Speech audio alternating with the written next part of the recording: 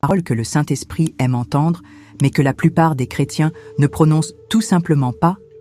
Et le plus surprenant, cela pourrait vous empêcher d'expérimenter pleinement la puissance de Dieu dans votre vie.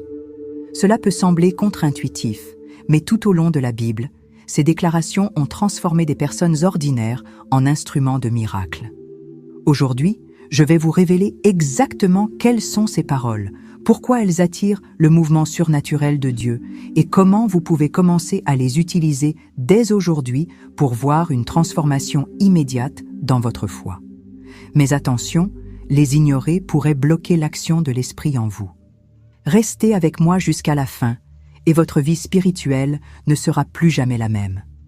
Avant de continuer, dites-moi, d'où regardez-vous cette vidéo? Commentez ci-dessous.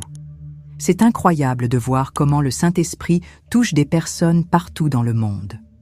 Le Saint-Esprit est souvent décrit dans la Bible comme le consolateur, le conseiller et l'esprit de vérité.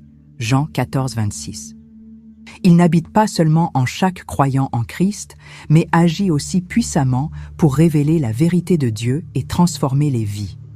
Cependant, il existe des paroles et expressions que le Saint-Esprit aime entendre, des paroles qui reflètent l'humilité, la foi et l'abandon total, et que malheureusement, de nombreux chrétiens prononcent rarement. Ces paroles reflètent le cœur d'une foi sincère et soumise. L'une d'elles est « J'ai besoin de toi, Seigneur ».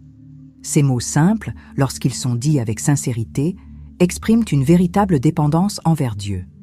Le Saint-Esprit se réjouit des cœurs qui reconnaissent leur propre insuffisance et invoquent la présence et la direction divine.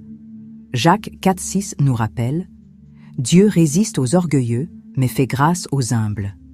L'Esprit de Dieu agit pleinement là où règne l'humilité et la reconnaissance du besoin spirituel. Une autre expression profondément chère au Saint-Esprit est « Pardonne-moi ». Un repentir sincère est la clé d'une relation profonde avec Dieu. Billy Graham prêchait souvent sur la nécessité du repentir véritable, soulignant qu'il ne peut y avoir de vraie communion avec le Saint-Esprit tant que les péchés ne sont pas confessés. 1 Jean 1, 9 affirme « Si nous confessons nos péchés, il est fidèle et juste pour nous pardonner et nous purifier de toute iniquité. » Lorsqu'un chrétien s'approche de Dieu avec sincérité, le Saint-Esprit agit puissamment pour restaurer, guérir et purifier. Un autre mot que le Saint-Esprit valorise énormément est « Envoie-moi ».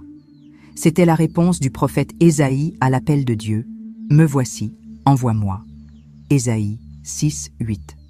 Peu de chrétiens aujourd'hui osent prier de cette manière.